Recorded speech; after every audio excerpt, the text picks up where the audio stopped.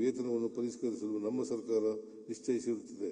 ವೇತನ ಬಾಕಿ ಪಾವತಿಗಾಗಿ 1,271 ಕೋಟಿ ರುಗಳನ್ನು ಒದಗಿಸಲಾಗುವುದು.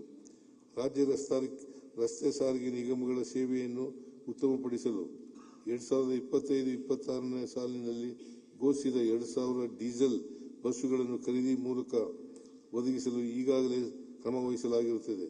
ಇದು ಸೇರಿದಂತೆ ಕಳೆದ 3 ವರ್ಷಗಳ ಅವಧಿಯಲ್ಲಿ ಒಟ್ಟಾರೆ 6,596 ಸಂಖ್ಯೆಯ ಬಸ್ಸುಗಳನ್ನು ನಿಗಮಗಳಿಗೆ ಒದಗಿಸಲಾಗಿರುತ್ತದೆ.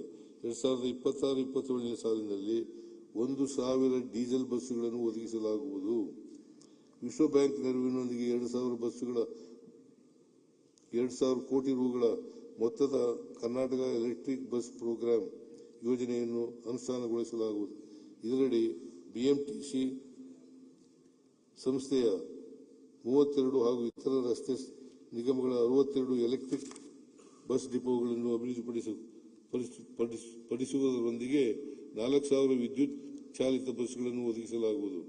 ಬೆಂಗಳೂರು ಸೇರಿದಂತೆ ರಾಜ್ಯದ ವಿವಿಧ ಜಿಲ್ಲೆಗಳಲ್ಲಿ ಹೆಚ್ಚುತ್ತಿರುವ ಅಪಘಾತ ಸ್ಥಳಗಳನ್ನು ಗುರುತಿಸಲು ಮತ್ತು ಅವುಗಳನ್ನು ಪರಿಣಾಮಕಾರಿಯಾಗಿ ನಿರ್ವಹಿಸಲು ಐಐಟಿ ಮದ್ರಾಸ್